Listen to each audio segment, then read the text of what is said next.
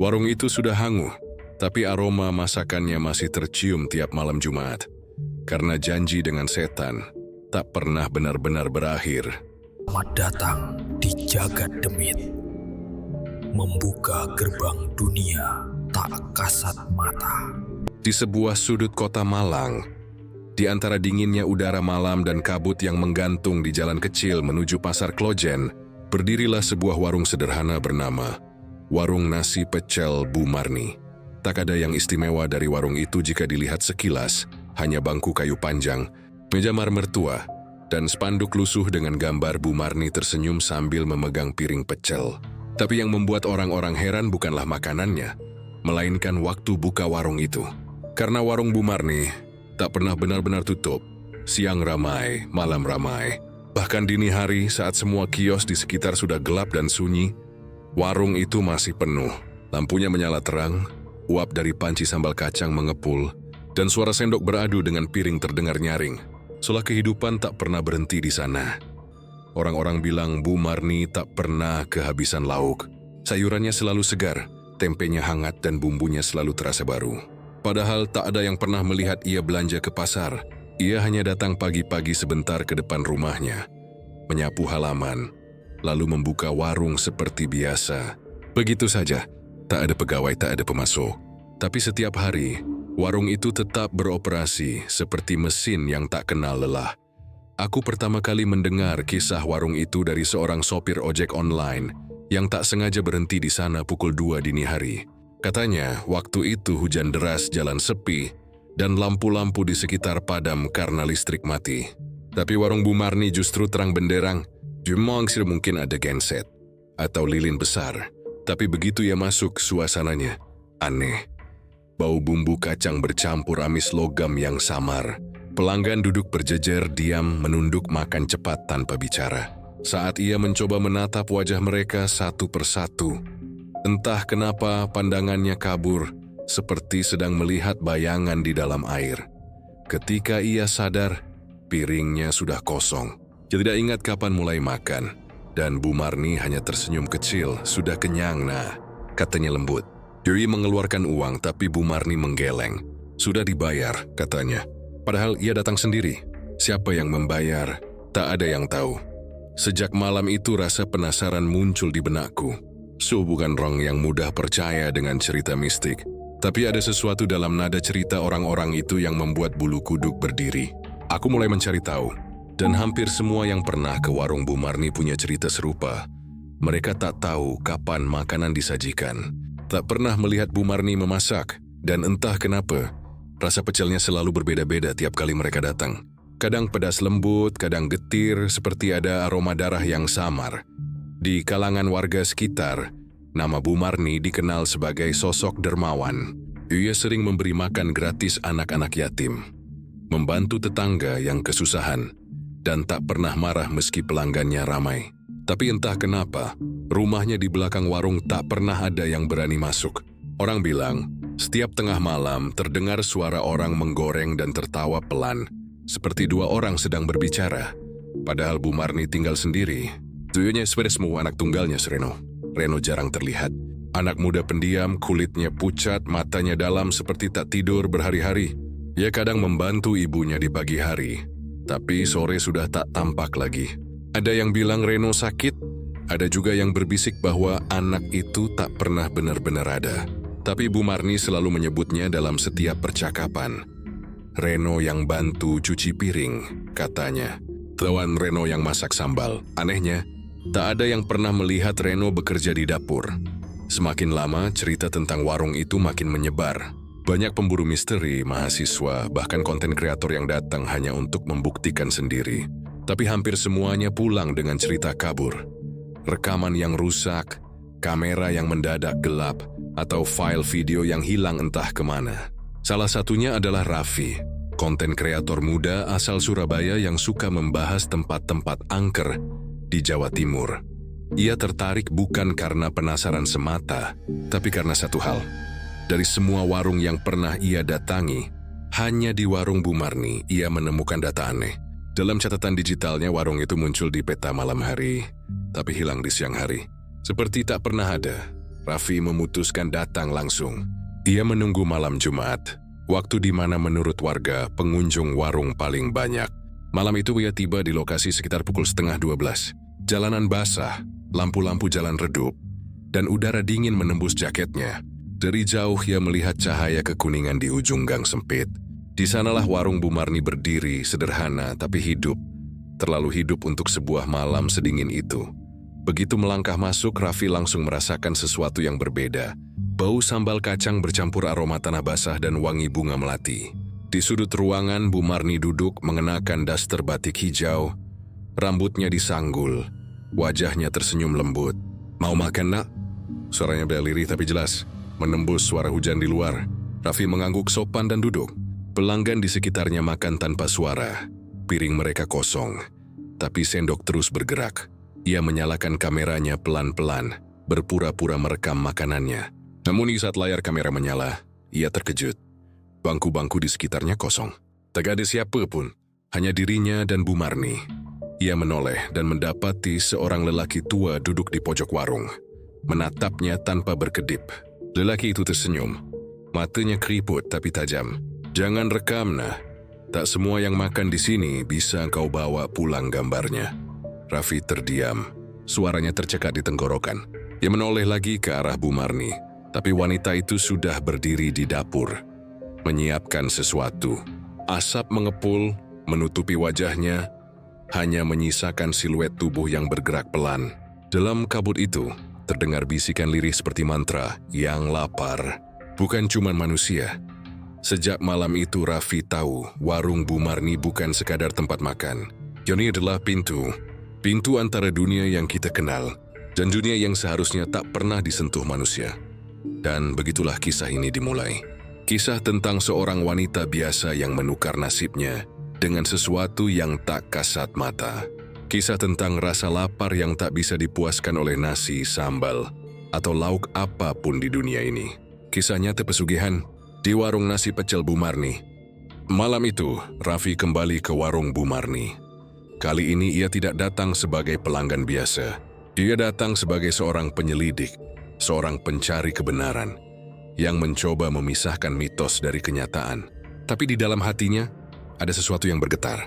Bukan karena rasa takut, melainkan rasa penasaran yang tumbuh seperti racun. Seolah warung itu memanggilnya kembali. Ia tiba sekitar pukul 1 dini hari. Jalan menuju warung itu lengang. Tapi hawa di sekitarnya terasa ganjil. Udara dingin seperti menempel di kulit. Tapi entah kenapa, dari kejauhan terdengar suara orang berbincang. Padahal tak ada siapapun di jalan itu. Semakin dekat ia melangkah, semakin jelas suara-suara itu. Suara tawa, suara piring beradu, suara orang memesan makanan. Seolah ada kehidupan di tengah kegelapan. Dan benar saja, warung itu masih buka. Lampu kuning temara memancar dari balik tirai bambu. Asap tipis mengepul, membawa aroma sambal kacang dan daun kemangi yang menggoda. Tapi malam itu, Raffi tidak langsung masuk. Ia menyalakan kameranya diam-diam, meletakkannya di dada dengan harnes kecil, lalu melangkah pelan ke arah pintu. Begitu ia mengintip ke dalam, napasnya tertahan. Warung itu penuh. Setiap kursi terisi, pelanggan makan dengan lahap. Beberapa bahkan berdiri menunggu, tempat duduk kosong. Tapi suasananya sunyi. Tak ada suara sendok, tak ada percakapan. Hanya bunyi angin dan dengung lampu neon yang bergetar. Mereka makan dalam diam. Wajah mereka tertunduk, seolah terhipnotis. Raffi melangkah masuk. Bu Marni menatapnya dari balik meja saji, tersenyum hangat seperti sebelumnya. "Kembali lagi, nak Raffi," katanya lembut. "Masih lapar?" Raffi mencoba tersenyum sopan. "Iya, Bu. Nasi pecelnya enak sekali. Saya pengen coba lagi." Bu Marni hanya mengangguk pelan, lalu berbalik ke dapur. Tapi ketika ia berbalik itu, Raffi melihat hal yang aneh. Bayangan Bu Marni di lantai tidak bergerak sama seperti tubuhnya. Saat ia melangkah ke kiri, bayangannya tetap diam. Raffi menelan ludah, pura-pura tidak melihat apa-apa. Ia duduk di kursi dekat jendela, memandangi para pelanggan. Tapi sesuatu membuatnya makin tak nyaman. Di antara keramaian itu, ia baru sadar tak satu pun dari mereka punya bayangan. Lampu neon di atas kepala mereka jelas terang. Tapi tak ada bentuk gelap di lantai. Tak ada garis siluet di tembok. Seolah cahaya menolak menyentuh mereka. Ia menyalakan kameranya pelan, merekam suasana. Tapi begitu layar terbuka semua berubah. Di rekaman meja-meja kosong, tak ada siapapun kecuali dirinya. Hanya ada Bu Marni di dapur. Punggungnya membelakangi kamera. Suara gemericik minyak terdengar jelas. Tapi dari dapur itu, muncul satu bayangan lain tinggi, besar, menunduk di belakangnya. Bayangan itu seolah menatap kamera. Raffi merasa dadanya sesak. Ia menati langsung ke dapur, tapi tak ada apa-apa di sana. Hanya Bu Marni yang sibuk mengaduk bumbu sambal. Tapi rasa dingin menjalar dari tengkuknya. Ia bisa bersumpah, ada sesuatu yang berdiri di belakang wanita itu. Lalu satu suara pelan memecah kesunyian. Nap, Raffi menoleh. Seorang pria tua duduk di sampingnya, mengenakan jaket abu-abu usang. Kulitnya pucat, matanya cekung, tapi senyumnya lebar. Jangan lihat lewat kamera, katanya pelan. Mereka tak suka difilmkan. Raffi mencoba menjawab, tapi suaranya tercekat. Mereka siapa, Pak? Lelaki itu hanya menatapnya lama, lalu membisik. Yang lapar, yang duduk di sebelahmu sekarang. Raffi refleks menoleh ke samping. Kursi di sebelahnya tampak kosong. Tapi entah kenapa udara di sana terasa berat, seperti ada seseorang yang sedang duduk. Ia bisa mencium bau tanah basah dan darah mentah samar. Dan dari sudut matanya ia melihat sesuatu bergerak.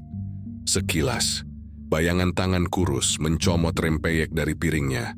Ia meloncat kaget dan semua kepala di warung itu menoleh bersamaan. Satu persatu pelanggan itu mendongak, menatapnya tanpa ekspresi. Mata mereka kosong, hitam seluruhnya, tak ada bola mata. Nafas Raffi tercekat. Ia berusaha berdiri, tapi kakinya lemas. Bu Marni tiba-tiba keluar dari dapur membawa sepiring nasi pecel. Makanlah nak Raffi, katanya lembut. Kamu sudah diundang, jangan menolak. Bu, suara Raffi gemetar. Apa ini semua?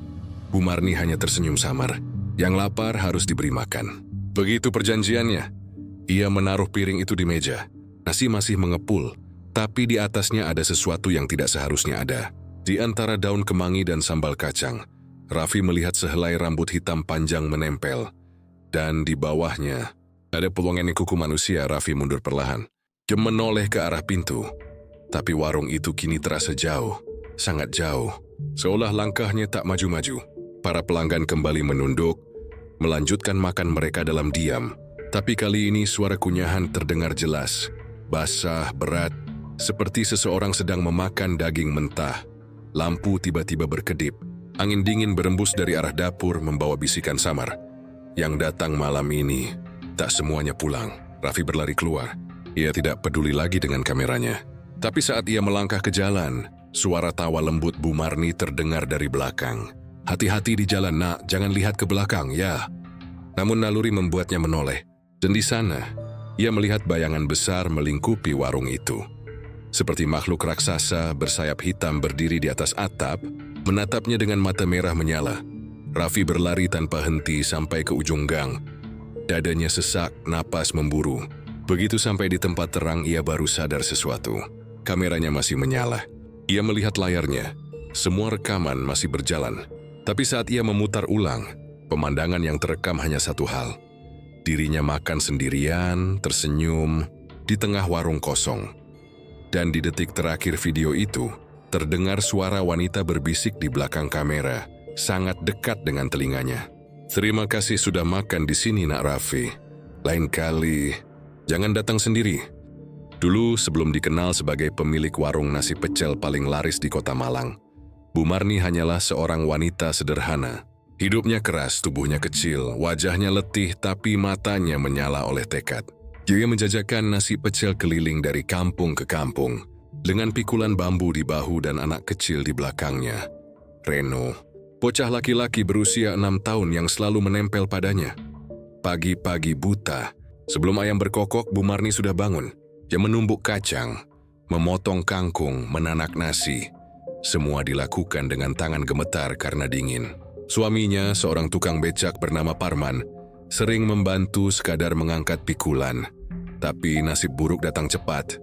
Suatu malam saat hujan lebat mengguyur kota, Parman ditemukan meninggal di tepi sungai Brantas. Tenggelam, kata orang.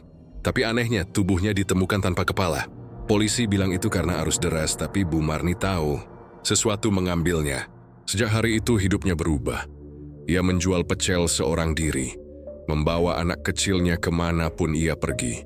Dagangannya sering basi, pelanggan makin sepi dan utang di warung bahan pokok menumpuk. Kadang ia duduk diam di pinggir jalan, menatap sisa sayurnya yang layu sambil menahan air mata. Di saat seperti itulah bisikan pertama datang. Malam itu Bu Marni belum tidur. Reno demam tinggi dan uang untuk membeli obat sudah habis.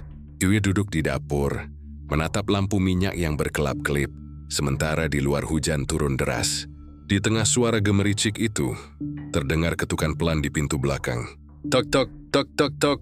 3 kali dengan jeda panjang. Awalnya ia takut, siapa yang datang malam-malam begini? Tapi suara itu terdengar lagi disertai panggilan lirih. Marni. Johnnya mendekit si pelan. Pintu dibuka sedikit, dan di sana berdiri seorang lelaki tua kurus dengan payung hitam. Bajunya basah kuyup, rambutnya putih panjang menempel di wajah, matanya redup tapi tajam. Lelaki itu tersenyum, memperlihatkan gigi yang sudah tak lengkap. Jenengku Gondo, katanya dengan suara berat. Aku datang karena kau dipanggil. Dipanggil siapa? Tanya Bu Marni gemetar. Si lelaki itu hanya menatapnya lama, lalu berbisik. Oleh nasibmu sendiri. Ia kemudian menceritakan sesuatu yang aneh, tentang sebuah jalan pintas bagi orang-orang yang bekerja keras tapi tak pernah dipandang. Tentang berkah yang datang cepat, asal tahu cara memintanya. Mbah Gondo menyebutnya tumbas rejeki. Membeli rezeki dengan harga tertentu. Dia berkesuh, tak ada yang gratis di dunia ini, Nduk. Tapi ada yang murah. Kalau kau berani. Bu Marni menatap anaknya yang masih terlelap di kasur bambu. Tubuh kecil itu menggigil, napasnya tersengal. Dalam keputusasaan dia bertanya, apa yang harus saya lakukan? Mbah Gondo tersenyum samar. Matanya seperti 2 bara kecil di tengah malam. Besok malam datanglah ke tepi Sungai Brantas. Bawa bumbu kacangmu dan sedikit darah dari makhluk yang hidup. Ia ingin menolak, tapi keesokan paginya Reno makin parah. Dokter tak bisa menolong tanpa biaya. Dan ketika sore tiba, warung pecelnya tak laku satu pun. Ia menatap langit yang kelabu, lalu memejamkan mata. Malam itu ia pergi. Sungai Brantas gelap dan beraroma lumpur. Kabut turun rendah, menutupi permukaan air seperti selimut kematian. Mbah Gondo sudah menunggu di sana, membawa wadah tanah liat dan ayam hitam di tangannya. Campurkan darahnya ke sambalmu, katanya lirih, lalu lemparkan ke sungai. Panggil namanya dengan suara hati. Bu Marni gemetar, tapi ia menuruti. Pisau kecil di tangannya menusuk leher ayam. Darah hangat menetes ke dalam bumbu kacang yang sudah ia siapkan. Saat darah itu bercampur, aroma sambal berubah tajam seperti logam terbakar. Mbah Gondo berlutut menggumamkan mantra Jawa kuno. Air sungai beriak tanpa sebab. Dari dalam kegelapan muncul sesuatu yang tidak bisa dijelaskan dengan kata-kata. Seperti bayangan besar, tinggi dan hitam, dengan mata menyala merah. Ia mendengar suara berat dalam bergema di kepalanya. Marni. Ia menunduk, tubuhnya bergetar hebat. Saya hanya ingin dagangan saya laku, Gusti. Suara itu tertawa pelan. Bukan Gusti yang kau panggil malam ini, Marni. Tapi aku yang memberi makan pada yang lapar. Kau ingin rezeki, aku beri. Tapi ingat, setiap yang kenyang harus ada yang lapar menggantikan. Air sungai mendadak berwarna merah gelap, seperti darah yang tumpah dari langit. Angin berputar, membuat daun-daun pisang menari di udara. Mbah Gondo tersenyum puas. Selesai. Sekarang pulanglah. Mulai besok nasi pecelmu akan laris. Tapi setiap malam Jumat, buatkan sesajen. Sebungkus pecel tanpa nasi. Letakkan di dapur. Jangan pernah lupa. Dan benar saja, keesokan harinya keajaiban terjadi. Pelanggannya datang berbondong-bondong. Orang-orang dari luar kampung mulai berdatangan. Mereka bilang, rasa pecelnya lain dari yang lain. Gurih, harum, membuat ketagihan. Dalam seminggu, utangnya lunas. Dalam sebulan dia bisa membekau warung tetap di pinggir jalan besar. Orang-orang mulai menyebutnya Bu Marni si pecel sakti. Tapi keajaiban itu punya bayangan sendiri. Malam-malam Bu Marni tidak pernah tenang. Kadang ia terbangun mendengar suara seseorang mencuci piring di dapur. Padahal ia sendirian. Kadang ada bau amis seperti darah mengalir dari belakang rumah. Dia mencoba menutup mata, tapi setiap kali melupakan sesajen sesuatu selalu terjadi. Pernah, ayam-ayam tetangganya mati mendadak.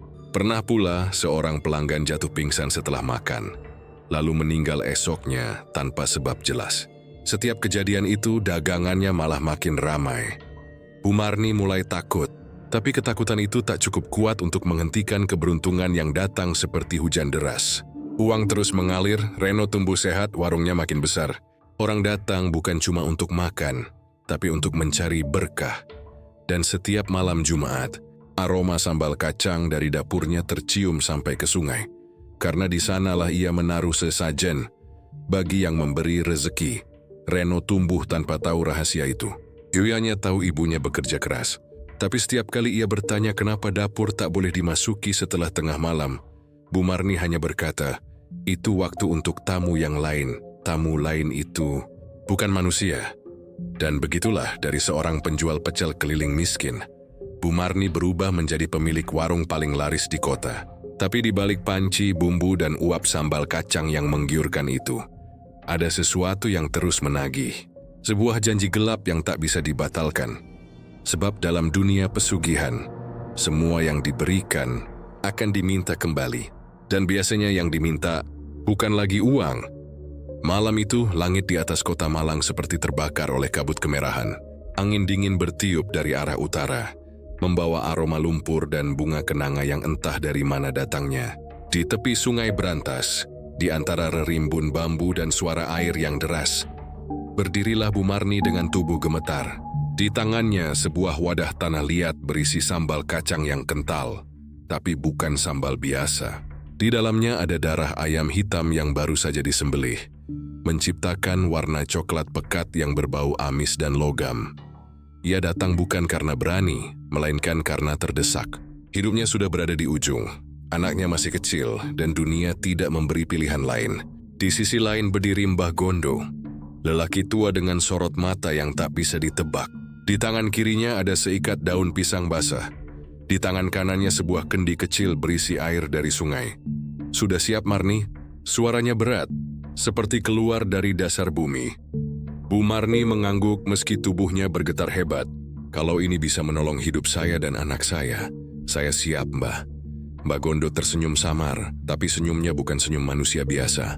Ada sesuatu di balik raut wajahnya yang tampak berubah di bawah sinar bulan. Seolah kulitnya sendiri bergerak, menyesuaikan bentuknya.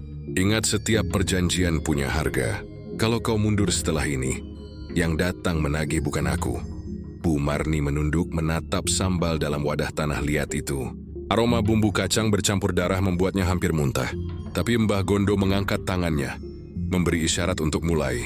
Bacalah namamu. Sebut apa yang kau minta. Dengan suara gemetar, Bu Marni mulai berbisik.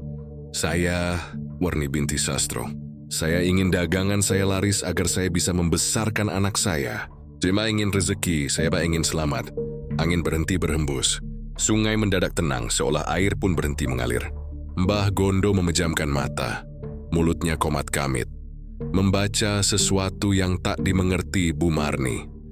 Dari ujung sungai, muncul kabut tebal, merayap pelan ke arah mereka. Suara jangkrik menghilang, suara air pun lenyap. Hanya suara napas mereka berdua yang terdengar. Sekarang, kata Mbah Gondo pelan, tuangkan sambal itu ke air. Tapi jangan semua, sisakan sedikit untuk dicicipi. Bu Marni mematuhi. Dia menuangkan setengah isi wadah ke sungai. Saat cairan itu menyentuh air, sesuatu yang tak terbayangkan terjadi. Air berubah warna menjadi merah gelap seperti darah yang membeku. Lalu muncul riak besar. Dan dari tengah riak itu, sesuatu perlahan naik ke permukaan. Bu Marni terenganga. Juli melihat siang senwire, tisis hitam legam, berdiri di atas permukaan air. Bentuknya samar, tapi matanya dua bola api merah menyala. Wajahnya tidak jelas, seperti kabut yang berputar-putar membentuk kepala manusia yang setengah hilang. Suara berat keluar dari makhluk itu. Bukan dari mulut, tapi dari segala arah bergema di kepala Bu Marni. Marni. Suaranya dalam, panjang, seperti ribuan bisikan bersatu. Ya, jawab Bu Marni terbata, air matanya jatuh. Apa yang kau bawa? Sambal pecel. Dengan darah, makhluk itu tertawa, suaranya membuat tanah di bawah kaki bergetar. Aku mencium aromanya. Rasa takutmu lebih kuat dari kacang sangrai itu, Marni. Bu Marni berlutut, memejamkan mata, berusaha tidak menjerit. Tapi udara di sekitarnya berubah dingin seperti es. Nafasnya keluar berupa asap. Dia bisa mendengar jantungnya sendiri berdetak keras di telinga. Makhluk itu mendekat, bayangannya menyelimuti tubuh Bu Marni. Kau ingin rezeki? Baik, aku beri. Tapi setiap yang kenyang harus ada yang lapar. Setiap yang hidup harus ada yang mati. Apa maksudmu? Suara Bu Marni nyaris tak terdengar. Jangan tanyakan harga sebelum menikmati hasil. Setiap malam Jumat, beri aku makan. 1 porsi pecel tanpa nasi. Letakkan di dapurmu. Aku akan datang sendiri. Ia mengangguk lemah. Saya diamakan tinulakan. Makhluk itu mengeluarkan suara seperti dengusan napas dari jurang. Dari arah sungai, daun-daun pisang berterbangan melilit wadah tanah liat yang masih dipegang Bu Marni. Bagondo menatapnya, lalu membakar seikat dupa kecil yang ia bawa. Asapnya membentuk lingkaran yang menutupi mereka berdua. Sekarang cicipi sambal itu. Perintah Mbah Gondo dan Bu Marni menatapnya tak percaya. Tapi itu ada darahnya, Mbah. Cicipi Marni, agar kau dan dia terikat, rezekimu akan menyatu dengannya. Dengan tangan gemetar, ia mengambil sedikit sambal dari wadah, menyentuh lidahnya. Rasa yang muncul tak bisa dijelaskan. Pedas, pahit, asin, tapi di balik itu ada rasa hangat aneh yang menjalar ke seluruh tubuh. Dunia di sekitarnya mulai berputar. Ia merasa kepalanya ringan, seolah terangkat dari tanah. Lalu suara tawa makhluk itu menggema lagi. Mulai malam ini, daganganmu akan laris. Tapi ingat, ku lapar setiap malam Jumat. Setelah itu, makhluk itu lenyap begitu saja. Air sungai kembali mengalir normal. Tapi warnanya tetap kehitaman. Mbak Gondo menatapnya tanpa ekspresi. Sudah selesai. Jangan lupa janjimu, Marni. Karena kalau kau lupa, ia tak melanjutkan kalimat itu. Ia hanya menatap jauh ke arah sungai, seolah sedang melihat sesuatu yang tak bisa dilihat manusia biasa. Bu Marni pulang dengan langkah gontai, membawa wadah tanah liat yang kini terasa berat. Tapi dalam hatinya ada keyakinan baru. Ia merasa ringan, lega, seperti beban hidupnya diangkat. Malam itu, untuk pertama kalinya setelah sekian lama, Reno bisa tidur tanpa demam. Keesokan paginya, dagangan Bu Marni langsung habis sebelum matahari naik tinggi. Orang-orang datang silih berganti, memuji rasa pecelnya yang luar biasa. Uang mengalir, hidupnya berubah. Iwe tak tahu bahwa setiap gigitan yang membuat orang bahagia, deridasi harga yang perlahan mulai ditagih. Malam-malam berikutnya ia mendengar suara dari dapur. Kadang seperti orang sedang memasak, kadang seperti seseorang sedang mengunyah dengan pelan. Dan setiap kali ia memberanikan diri menengok, panci sambalnya selalu kosong. Meski belum ia pakai untuk berjualan, ia tahu makhluk itu datang. Ia menepati janjinya, dan Bu Marni pun menepati bagiannya. Meletakkan sepiring pecel tanpa nasi di atas tungku. Setiap malam Jumat, di bawah cahaya lampu minyak.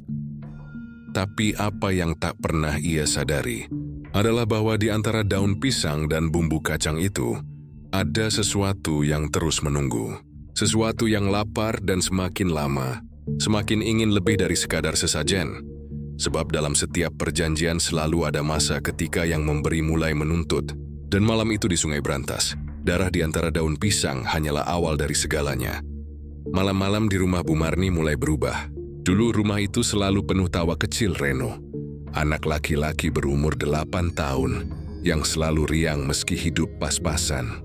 Sekarang setiap kali malam tiba, anak itu lebih sering terbangun ketakutan. Dia bilang dari dapur belakang terdengar suara orang memasak padahal ibunya sudah tidur di kamarnya. Kadang ia mencium bau kacang goreng yang gosong, tapi anehnya, tak ada satu pun penggorengan yang kotor keesokan harinya. "Bu, siapa yang masak tengah malam?" tanya Reno suatu pagi. Matanya masih sayu karena begadang. Bu Marni menatap anaknya dengan senyum yang dibuat-buat. "Mungkin tetangga, nah. Kamu jangan pikir aneh-aneh." Tapi dalam hati, ia tahu betul siapa yang dimaksud Reno. Sejak malam perjanjian di tepi Sungai Brantas itu, hidupnya memang berubah total. Dagangannya laku keras, pelanggan makin banyak, uangnya berlimpah. Namun setiap malam Jumat sebelum tidur, ia harus menyiapkan 1 piring pecel tanpa nasi. Hanya sayur, sambal kacang, dan sepotong tempe goreng. Ia sembunyi atas tungku lalu pergi tidur. Dan setiap kali ia bangun, piring itu kosong. Bersih sebenarnya tak pernah dipakai. Awalnya ia tak berani memeriksa. Tapi lama-lama rasa ingin tahunya mengalahkan ketakutannya. Suatu malam ketika jarum jam menunjuk pukul 12, Bu Marni terbangun karena bau yang aneh. Bukan bau sambal kacang, tapi seperti daging hangus bercampur kemenyan. Ia menahan napas, bangun perlahan lalu mengintip ke arah dapur. Dari celah pintu, ia melihat sesuatu yang membuat lututnya lemas. Bayangan hitam berdiri di depan tungku. Tubuhnya kurus tinggi, tapi kepalanya seperti terbungkus kain basah. Tangan-tangannya panjang, hitam, dan jari-jarinya meneteskan cairan merah ke piring pecel di depannya. Makhluk itu menunduk, lalu dengan lambat menjilat sambal yang tersisa. Suara yang keluar dari mulutnya bukan seperti manusia makan, tapi seperti suara gesekan besi berkarat. Bu Marni menutup mulutnya, menahan teriakan. Tubuhnya gemetar hebat, tapi di antara rasa takut itu, ia mendengar bisikan lirih. Suara yang sama seperti di tepi sungai dulu. "Marni, rezekimu lancar, kan?" Ia tak menjawab. Napasnya tercekat. "Jangan lupa janjimu. Aku lapar setiap malam Jumat." Setelah itu, makhluk itu menghilang begitu saja, seperti asap tersapu angin. Hanya aroma anyir yang tertinggal. Dan sejak malam itu, Reno mulai mencium bau yang sama. Anak itu semakin sering diam. Ia duduk di teras, menatap langit sore, dan berkata pelan, "Bu, kenapa malam-malam ada yang bisik namaku dari dapur?" Bu Marni tercekat. "Siapa bilang namamu?" Suara orang laki-laki. "Tapi aneh, Bu." Dia bilang, "Reno, enak ya sambal ibumu." Bu Marni langsung memeluk anaknya, berusaha menenangkan diri. Tapi malam berikutnya, suara itu datang lagi. Kali ini bukan hanya Reno yang mendengar. Bu Marni pun mendengar suara dari dapur, pelan tapi jelas. Turi yang seperti datang dari balik dinding. Marni, ingin rasa baru. Suaranya dingin, berat. Dari Eprineko merasa seperti beban batu. Setelah itu, aroma kacang goreng dan daun pisang terbakar muncul begitu kuat, sampai membuat Reno terbatuk-batuk dalam tidur. Hari-hari berikutnya, pelanggan warung Bu Marni semakin ramai. Orang-orang bilang, sambal pecelnya makin enak, punya rasa gurih yang beda. Ada yang bahkan mengaku setelah makan di warung Bu Marni, mereka merasa segar, tenang, seperti mendapatkan energi baru. Tapi di balik semua pujian itu, setiap kali Bu Marni membuat sambal, dia selalu melihat sesuatu di dalam cobeknya. Kilatan merah seperti darah yang belum kering. Kadang, saat ia menumbuk kacang, terdengar bisikan lembut di telinganya. "Sedikit saja darahmu, bikin rasa lebih sempurna." Ia menepis suara itu, tapi setiap kali sambal jadi, aroma dari dapur belakang kembali muncul. Suatu sore, Reno masuk ke dapur saat ibunya menyiapkan bumbu. Anak itu menatap cobek besar di meja, lalu bertanya polos, "Bu, kenapa sambal pecel kita warnanya beda dari dulu?" "Beda gimana, nah? Dulu coklat muda, sekarang kayak merah tua, kayak darah." Tangan Bu Marni berhenti menumbuh. Dewi menelan ludah, lalu mencoba tersenyum. Mungkin karena cabainya banyak.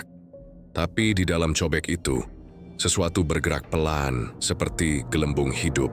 Dia pura-pura tak melihatnya. Malamnya, Reno kembali terbangun. Dari kamarnya, ia mencium bau anyir yang makin kuat. Ia bangun berjalan pelan ke arah dapur. Pintu dapur terbuka sedikit, dan di baliknya ia melihat ibunya berdiri di depan tungku. Matanya kosong, tangannya gemetar memegang sendok. "Bu," suara Reno pelan. Bu Marni menoleh. Tapi wajahnya pucat, matanya merah seperti tak tidur berhari-hari. "Reno, kamu nggak boleh di sini." "Tidur, nak." "Bu, kenapa ibu masak tengah malam?" Bu Marni menatap piring pecel di depannya. Suara dari arah tungku tiba-tiba terdengar lagi. "Marni, anakmu pintar, tapi bau darahnya lebih segar." Bu Marni terlonjak mundur, sendok di tangannya jatuh. Reno menatap sekeliling, tapi ia hanya melihat bayangan hitam bergerak cepat di dinding, lalu menghilang ke arah belakang rumah. Pagi harinya, Reno demam tinggi. Tubuhnya panas, tapi kakinya terasa dingin seperti es. Dokter bilang tak ada yang aneh, hanya kelelahan. Tapi setiap kali tidur, Reno selalu mengigau, "Jangan makan aku, jangan makan aku." Bu Marni tak bisa menahan tangis. Dia sadar sesuatu sudah salah. Tapi bagaimana ia bisa menghentikan sesuatu yang sudah terikat oleh darah dan janji? Ia mencoba tak menyiapkan sesajen malam itu. Tapi begitu ia mematikan lampu dapur dan masuk ke kamar, suara berisik mulai terdengar dari arah tungku, seperti piring jatuh, lalu suara seretan panjang. Dan ketika ia bangun pagi harinya, seluruh dapur berantakan. Di atas meja ada satu piring pecel yang belum sempat ia buat. Tapi anehnya, di tengah sambal itu, ada sehelai rambut hitam milik Reno. Ia menjerit, tubuhnya lemas. Bau anyir kembali memenuhi rumah. Hari itu, warungnya tetap buka. Pelanggan tetap ramai. Tak ada yang tahu apa yang terjadi malam sebelumnya. Tapi di wajah Bu Marni senyumnya tak pernah lagi sama. Jody tahu sesuatu sedang menagih bagian dari perjanjian itu. Dan yang paling ia takutkan adalah bahwa yang diminta kali ini bukan sekadar sambal kacang. Sebab aroma dari dapur belakang semakin pekat, semakin tajam. Dan setiap kali malam Jumat datang, ia merasa ada mata lain yang mengawasinya dari dalam tungku, menunggu giliran berikutnya untuk makan. Suara jangkrik malam itu terdengar jauh lebih jelas dari biasanya. Udara malang yang dingin seakan menyimpan sesuatu di antara kabut tipis yang menelusup ke celah-celah rumah Bu Marni. Lampu dapur bergetar pelan, seperti nyaris padam. Dan di ruang tengah, Raffi duduk bersama Reno, anak kecil yang sudah beberapa hari menolak tidur sendirian. Raffi, seorang jurnalis muda dari Jakarta, awalnya datang hanya untuk membuat liputan ringan tentang warung legendaris Bu Marni, yang katanya selalu ramai meski tempatnya sederhana. Tapi sejak pertama kali menginjakkan kaki di sana, ia merasa ada yang aneh. Bau sambal yang begitu kuat menusuk hidung. Tapi di balik aromanya, ada sesuatu yang tidak bisa ia jelaskan. Seperti bau darah dan tanah basah. Dan malam itu, Reno akhirnya bercerita semuanya. Dengan suara bergetar, bocah itu menatap Raffi dan berkata, "Om, setiap malam Jumat, ada yang makan di dapur, tapi bukan manusia." Raffi tak langsung percaya. Namun ketika ia melihat wajah pucat anak itu, dan melihat Bu Marni yang beberapa hari terakhir tampak semakin lelah, matanya cekung, kulit tangannya penuh luka bakar kecil. Ia tahu sesuatu memang salah. "Reno," kata Raffi lembut, "Om mau bantu kamu, tapi Om butuh tahu semuanya. Kamu bisa tunjukkan dapurnya malam ini?" Reno mengangguk pelan. "Tapi jangan kasih tahu Ibu. Nanti Ibu marah." Malam mulai merayap. Jam di dinding menunjukkan pukul 11:15. Dari arah warung yang sudah tutup, masih tersisa aroma sambal yang belum sempat dicuci. Raffi menyiapkan kamera kecil dengan mode malam, alat yang selalu ia bawa untuk keperluan dokumenter. Ia pasang di atas lemari dapur, menghadap ke tungku tua di sudut ruangan. "Om mau lihat siapa yang datang malam-malam ke dapur kamu," katanya, berusaha terdengar tenang. Reno memeluk bantalnya. "Kalau dia tahu dia marah, Om." "Siapa dia?" Anak itu menatap ke arah tungku yang gelap, yang makan pecel Ibu. Udara tiba-tiba menjadi dingin, seperti ada sesuatu yang melintas di antara mereka. Raffi merasakan bulu kuduknya berdiri, tapi ia pura-pura tenang, menyalakan alat perekam suara dan berbisik, "Kalau memang ada yang datang, biar kamera ini yang bicara." Jam bergulir menuju pukul 12 malam. Lampu mulai redup.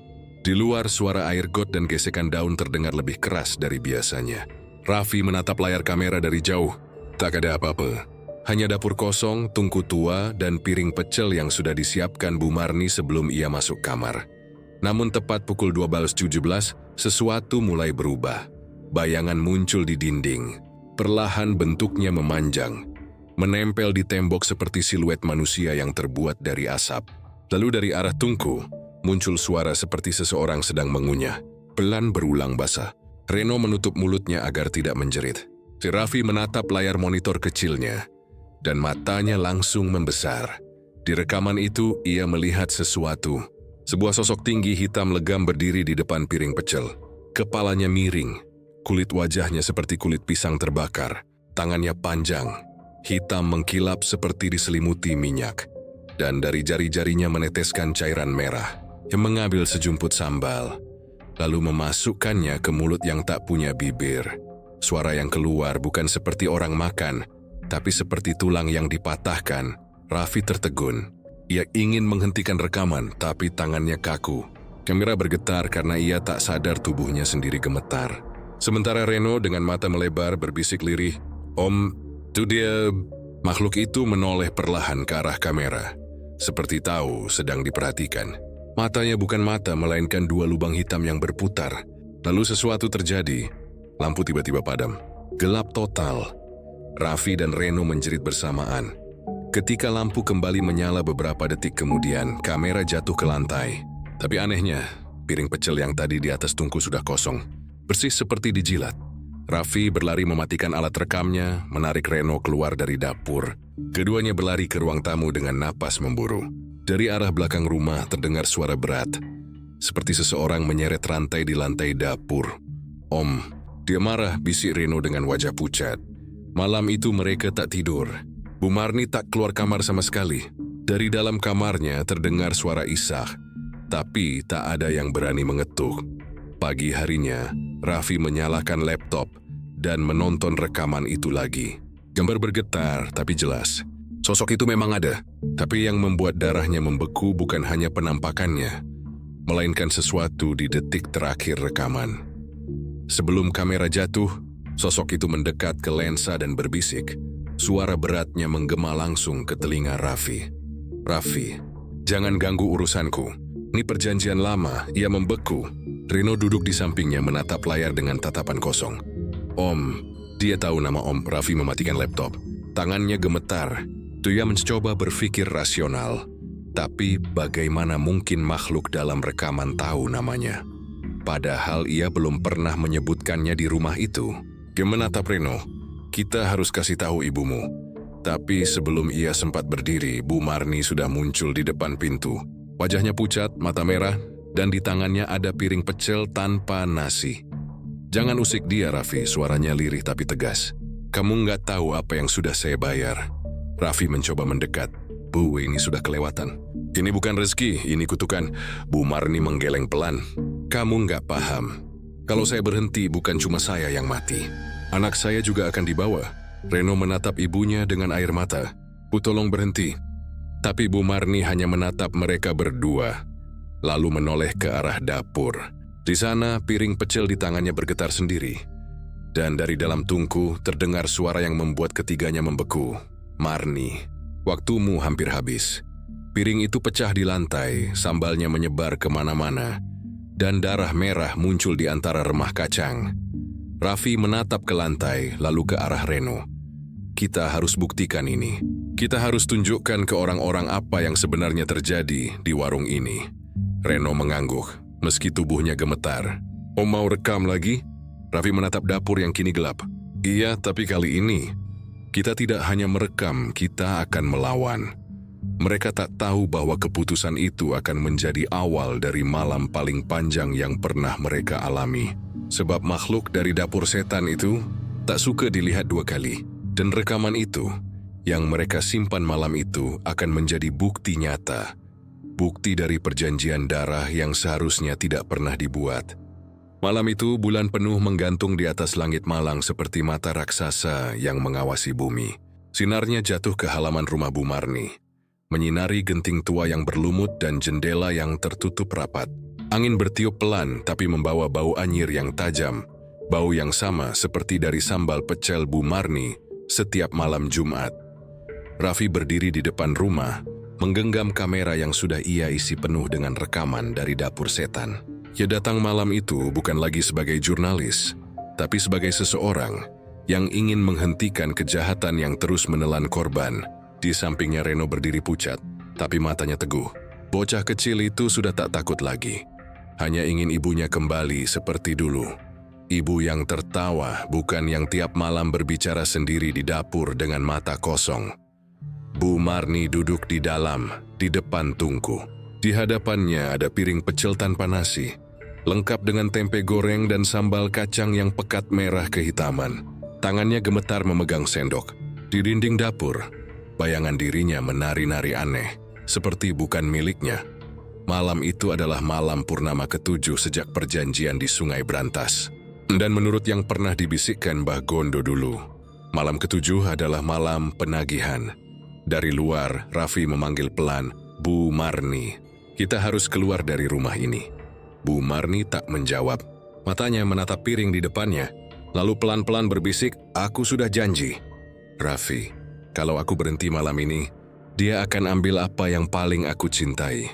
Reno menatap ibunya dari pintu, suaranya bergetar. "Bu, jangan kasih dia apapun lagi. Aku nggak mau jadi tumbal, Bu." Kata itu tumbal seperti pisau yang menembus hati Bu Marni. Ia menutup wajahnya, menangis keras. Tapi dari arah tungku, asap tipis mulai keluar, membentuk pusaran. Suara berat bergema dari balik asap itu. "Marni, waktumu habis."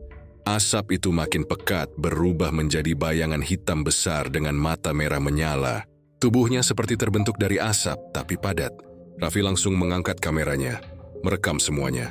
"Ini dia, makhluk dari perjanjian itu." Bu Marni berteriak, "Jangan rekam dia, Raffi. Itu bikin dia marah." Tapi sudah terlambat. Makhluk itu menoleh ke arah kamera, dan lampu di rumah langsung padam. Hanya cahaya bulan dari jendela yang membuat bentuknya terlihat samar.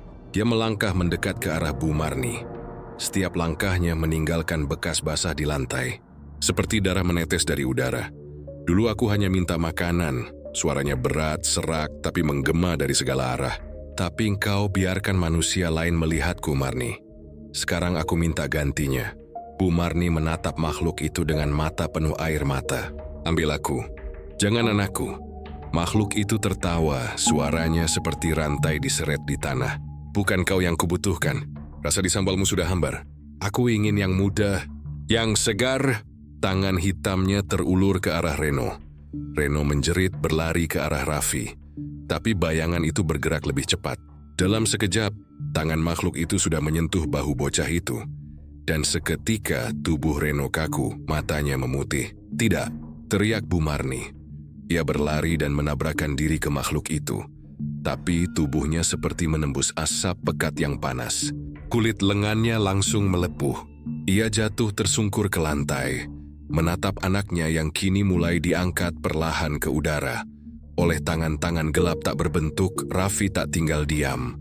Ia menyalakan alat perekam, menyorot makhluk itu dengan cahaya kecil dari kamera. "Kalau kau makhluk perjanjian, tunjukkan dirimu sepenuhnya." Tiba-tiba makhluk itu memekik keras. Cahaya kamera membuat tubuhnya bergetar. Wajahnya berubah, setengah manusia, setengah sesuatu yang tak bisa dijelaskan. Raffi bisa melihat jelas. Wajah itu seperti campuran dari banyak wajah orang yang berbeda. Semuanya menjerit tanpa suara. "Matikan! Matikan!" teriak Bu Marni. Tapi Raffi menahan, terus merekam. Makhluk itu mendekat, matanya membara. "Kau berani merekam rahasia berantas manusia?" Tiba-tiba kamera panas di tangannya, nyaris meleleh. Ia melemparkannya ke lantai. Dan dalam sekejap, kamera itu pecah mengeluarkan asap hitam pekat. Makhluk itu menatap Bu Marni. "Kau melanggar janji. Sekarang tumbalmu kutagih." Reno jatuh pingsan di lantai, tubuhnya gemetar hebat. Bu Marni merangkak ke arah anaknya, menutupi tubuh kecil itu dengan badannya sendiri. "Kalau harus ada yang diambil, ambil aku, jangan dia. Ku yang membuat perjanjian itu." Makhluk itu diam sejenak lalu menunduk. Suara beratnya turun menjadi lirih. "Kau pikir bisa menawar? Darah yang pertama sudah kering. Sekarang waktunya darah pengganti." Tanpa sempat berpikir, Bu Marni menggigit lidahnya sendiri hingga berdarah, lalu menorehkan darah itu ke lantai. "Ini darahku. Ini cukup untuk bayar semuanya." Makhluk itu mendekat, asap dari tubuhnya melilit Bu Marni. Dan dalam sekejap tubuh perempuan itu mulai terbakar dari dalam. Bukan oleh api, tapi oleh sesuatu yang tak terlihat. Kulitnya memucat lalu retak seperti tanah kering. Namun di tengah rasa sakit itu, wajahnya justru tenang. Raffi menatap tak percaya. "Bu Marni, jangan!" Bu Marni menoleh ke arah Raffi dengan senyum terakhirnya. "Bilang pada semua orang, jangan pernah tukar lapar dengan darah. Karena setan enggak pernah kenyang." Setelah itu ia menatap anaknya yang terbaring lemah. "Rino, ibu maafkan kamu. Ibu cuma pengen kamu hidup." Tubuhnya lalu roboh perlahan ke lantai. Makhluk itu mengeluarkan suara panjang, seperti rintihan yang berubah menjadi tawa. Lalu tubuhnya perlahan menghilang, menguap bersama asap hitam yang mengalir ke arah tungku. Sunyi, hanya suara air sungai dari kejauhan yang terdengar lagi. Ketika Raffi mencoba mendekat, ia menemukan Bu Marni sudah tak bernyawa. Tapi anehnya, di wajahnya masih ada senyum damai, dan di tangannya menggenggam erat segenggam daun pisang basah. Reno menangis histeris di pelukan Raffi. Di luar, bulan purnama perlahan tertutup awan, dan dari dalam tungku, piring pecel yang tadi kosong kini terisi kembali. Sayur segar, sambal kacang merah, dan sepotong tempe hangus. Namun di permukaan sambal itu, ada sesuatu yang membuat darah Raffi membeku. Huruf-huruf terbentuk sendiri dari minyak yang mengapung, menulis satu kalimat pendek, "Janji belum lunas." Raffi tahu malam itu belum benar-benar berakhir. Karena dalam dunia pesugihan, setiap tumbal hanyalah awal dari kelaparan yang baru. Dan malam purnama hanyalah pengingat bahwa janji setan tak pernah bisa ditebus dengan air mata. Malam setelah kematian Bu Marni, suasana di sekitar warung pecel itu berubah total. Jalan kecil di tepi Pasar Kasin, yang biasanya ramai pembeli mendadak sepi. Tak ada lagi tawa para tukang beca, tak ada suara piring beradu atau aroma sambal kacang yang biasa memanggil lapar. Hanya tersisa satu hal, bau amis darah yang samar tapi menusuk, bercampur dengan wangi daun pisang yang hangus. Raffi duduk di depan warung, memandangi papan kayu yang kini setengah miring. Tulisan warung nasi pecel Bu Marni masih tergantung, tapi beberapa hurufnya sudah mulai pudar. Di atasnya seekor burung gagak bertengger diam, tapi matanya menatap tajam ke arah dalam warung. Raffi sudah melapor ke polisi, tapi mereka hanya datang sebentar, melihat sekilas tubuh Bu Marni yang sudah ditutupi kain putih, lalu pergi. Tidak ada yang mau menyentuh lebih jauh. Kasusnya aneh, begitu kata mereka. Tunggu tim forensik. Tapi sampai pagi tak ada yang datang. Reno kini tinggal bersama Raffi sementara waktu. Bocah itu lebih banyak diam. Sejak malam purnama, ia tak mau bicara banyak. Hanya menggambar sesuatu di kertas. Gambar warung ibunya, tapi di dalamnya ada sosok hitam besar yang berdiri di samping tungku. Kadang Raffi melihat Reno memandang kosong ke arah dapur, seolah mendengar seseorang memanggil dari sana. Siang itu, Raffi nekat kembali ke warung bersama kamera cadangan. Jenading Xue menutup cerita ini, tapi entah kenapa, begitu melangkah masuk, hawa di dalam langsung berubah. Dinding yang dulu berwarna hijau muda kini tampak lebih gelap seperti berjelaga. Lantainya lengket meski sudah tak ada darah. Di meja panjang tempat biasa Bu Marni melayani pembeli, masih ada sisa pecel yang sudah basi. Tapi anehnya, tak ada lalat yang hinggap. Raffi menyalakan kamera, berbicara pelan seperti sedang merekam segmen penutup untuk dokumenter. Sekarang pukul 11 siang. Ini adalah kondisi warung Bu Marni setelah kejadian semalam. Tidak ada aktivitas, tapi Tuifa, aku meresi warung bayi pilu benar-benar kosong. Ia berjalan pelan ke arah dapur. Tungku tempat Bu Marni biasa memasak masih hangat padahal tidak ada api. Dan di dalam panci besar di atasnya, masih ada sambal kacang berwarna merah tua yang tampak segar. Seolah baru dimasak, Raffi menatapnya lama. Lalu ia membuka tutup panci itu perlahan. Begitu uap panas keluar, baunya langsung menusuk hidung. Bukan aroma kacang goreng, tapi bau daging yang terbakar. Ia menutup hidungnya, menahan mual. Tapi di antara uap itu, ia melihat sesuatu yang membuat darahnya membeku. Di dasar panci ada potongan kuku manusia. Raffi mundur perlahan, wajahnya pucat. "Ya Tuhan," bisiknya. Tapi sebelum ia sempat keluar, dari arah pintu depan terdengar suara langkah kaki. Pelan, satu demi satu. Seperti seseorang baru saja masuk, Raffi menoleh. Tak ada siapa pun di sana. Tapi pintu warung yang tadi ia kunci kini terbuka sedikit. Angin bertiup masuk, membuat kertas catatan menu di dinding bergetar. Lalu ia mendengar suara itu lagi. Suara perempuan. Lembut tapi parau. "Raffi, kamu lapar?" Raffi membeku. Itu suara Bu Marni. Suaranya hampir tak keluar. "Bu Marni, itu ibu?" Suara itu tertawa kecil, tapi tawa itu bukan milik manusia yang hidup. "Kau bilang mau bantu aku, Raffi. Tapi kenapa kau bakar janjiku?" Dari arah tungku asap tipis keluar lagi. Perlahan, membentuk sosok perempuan berambut panjang dengan wajah yang setengah gosong.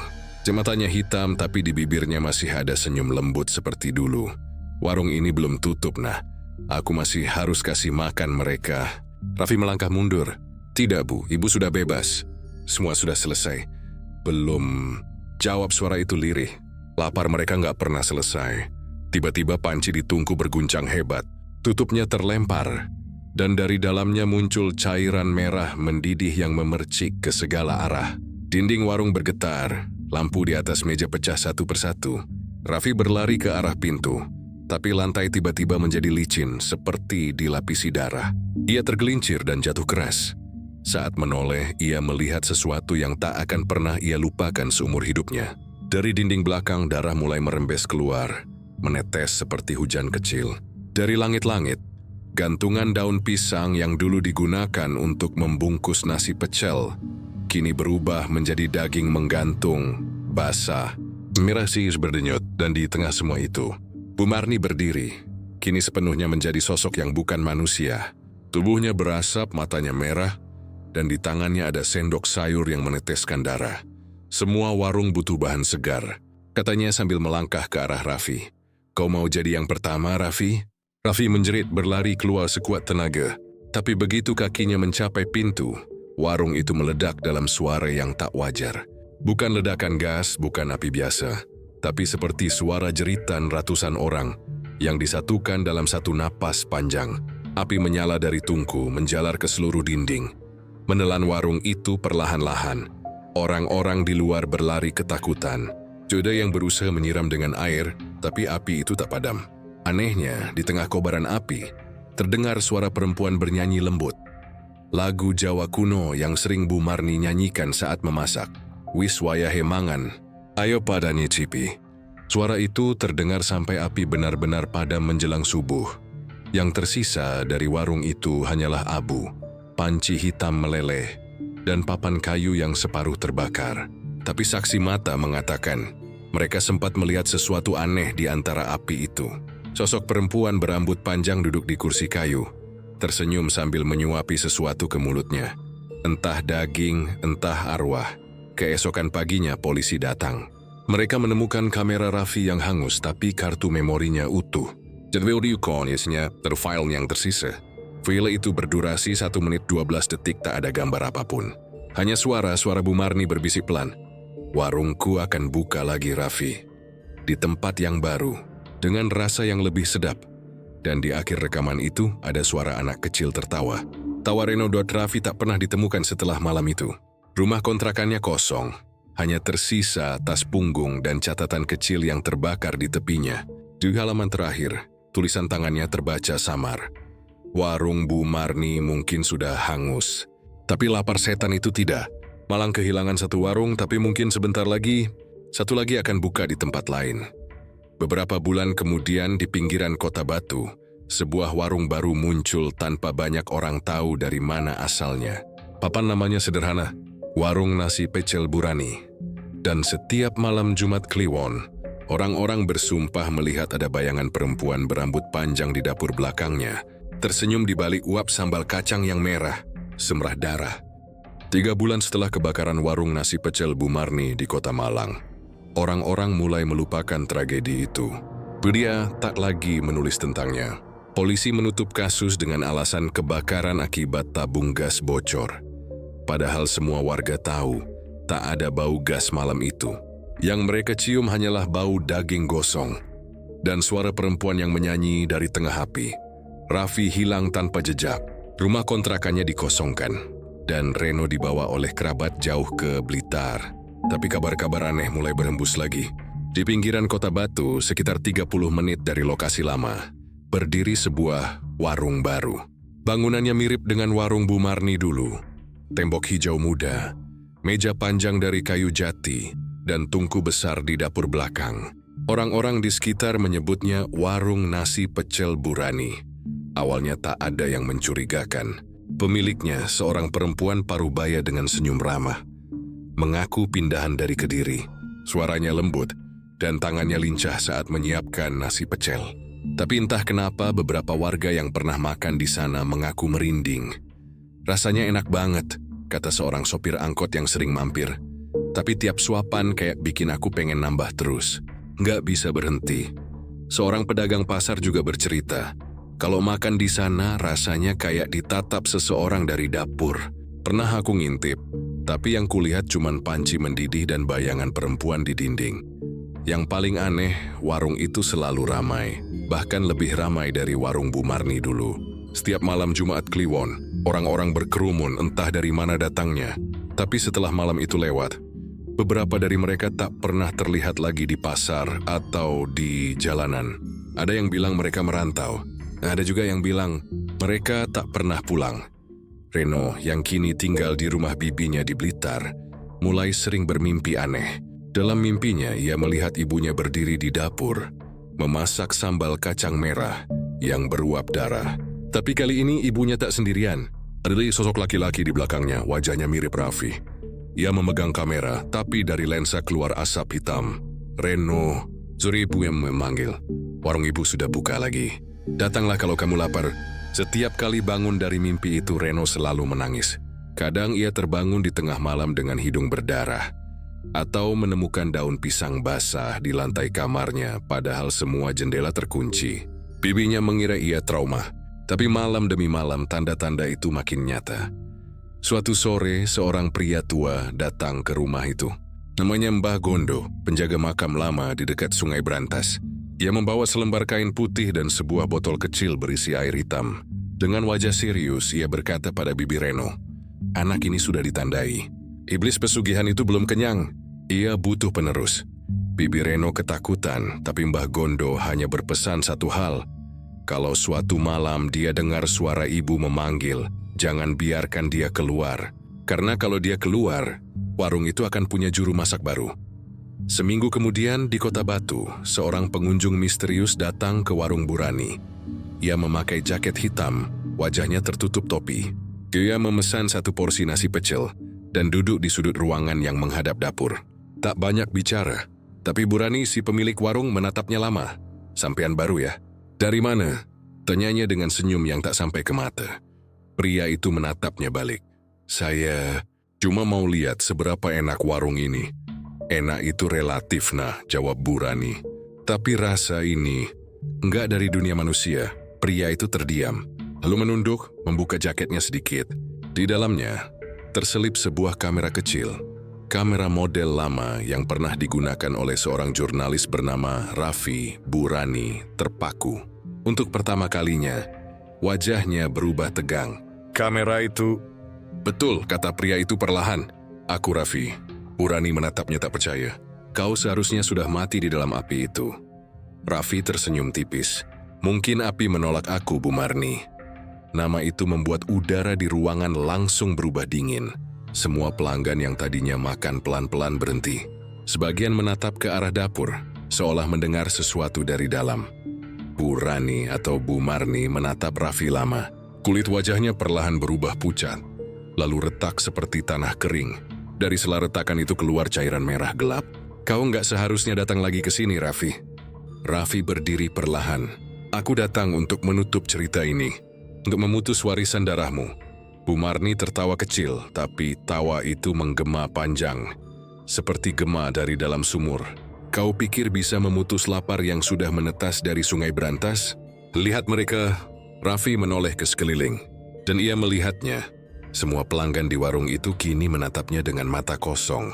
Mulut mereka masih mengunyah, tapi di sendok-sendok yang mereka pegang tak ada makanan. Hanya darah. Suara denting piring terdengar satu persatu. Lalu seluruh ruangan mulai bergetar pelan. Dari bawah meja, darah merembes keluar, mengalir ke lantai, ke kaki Raffi. "Tiap gigitan mereka adalah janji baru," bisik Bu Marni. "Dan janji itu akan terus hidup lewat anakku." Raffi membeku. "Reno?" "Ya," senyum itu kini mengerikan. "Kau tak bisa menyelamatkannya." Derahnya sudah terikat. Raffi mundur, menyalakan kameranya meski tangannya gemetar. "Kalau begitu, biar dunia tahu." Namun begitu kamera menyala, semua cahaya di warung padam. Hanya uap merah dari tungku yang tersisa menyorot wajah Bu Marni yang kini berubah sepenuhnya. Rambut panjang menutupi sebagian wajah. Matanya menyala seperti bara, dan kulitnya menghitam seperti arang. "Dunia nggak akan percaya, Raffi," katanya perlahan. "Tapi dunia akan tetap makan." Dan sebelum Raffi sempat melangkah, warung itu kembali berguncang keras. Piring pecah, tungku meledak, dan semuanya kembali menjadi gelap. Keesokan harinya, warga Batu menemukan bangunan warung itu hangus lagi. Tapi anehnya, di tanah bekas warung tak ditemukan sisa tubuh, tak juga abu. Hanya panci besar yang masih utuh. Di dalamnya tersisa sambal kacang merah. Polisi menutup lokasi, tapi malam-malam berikutnya, orang yang melintas di jalan itu sering melihat warung kecil berdiri kembali. Hanya di tengah malam, saat kabut turun dari pegunungan, warung itu tampak hidup, dengan cahaya lampu kuning dan aroma nasi pecel yang sangat menggoda. Beberapa saksi mengaku pernah melihat seorang perempuan muda melayani pembeli di sana. Wajahnya mirip Reno, tapi dengan senyum Bu Marni. Dan dari dapur belakang kadang terdengar suara laki-laki yang samar berkata, "Rekaman dimulai." Ini dokumenter terakhir Jagat Demit, lalu senyap. Malam di Malang selalu punya cara sendiri untuk menyimpan rahasia. Di antara kabut yang turun dari lereng batu dan suara jangkrik yang terputus-putus di sawah basah, ada cerita-cerita yang tidak pernah selesai diceritakan. Seperti kisah Bu Marni, perempuan sederhana yang hanya ingin warungnya ramai, tapi memilih jalan pintas lewat tangan setan. Kini warung itu sudah tak ada, tapi orang-orang masih berbisik. Katanya, di malam tertentu, aroma sambal kacang dari masa lalu bisa kembali tercium, meski tanahnya sudah jadi lahan kosong. Angin membawa bau itu, pelan tapi pasti, seperti mengingatkan siapapun yang pernah lewat, bahwa lapar dan tamak punya rasa yang sama. Keduanya menggoda, keduanya memakan jiwa. Narasi ini bukan sekadar kisah tentang pesugihan. Ini tentang manusia yang bernegosiasi dengan sesuatu yang tidak seharusnya dinegosiasikan. Tentang seseorang yang mengira bisa mengatur iblis, padahal dalam setiap perjanjian, manusia selalu pihak yang lebih lapar. Bu Marni ingin rezeki lancar, ingin anaknya sekolah tinggi, ingin dikenal orang. Ia lupa bahwa setan tak peduli seberapa besar keinginanmu. Ia hanya tertarik pada seberapa dalam kamu mau menyerah. Dan ketika darah sudah jatuh, semua doa berhenti punya arti. Raffi, jurnalis yang terjebak di tengah kisah ini, awalnya datang untuk mencari berita. Tapi lambat laun, ia justru jadi bagian dari berita itu sendiri. Dalam setiap rekamannya, ia menyimpan bukan hanya bukti visual, tapi jejak perjanjian yang tak semestinya dibuka. Kamera yang seharusnya menangkap kebenaran justru merekam sesuatu yang tak pernah bisa dijelaskan oleh akal.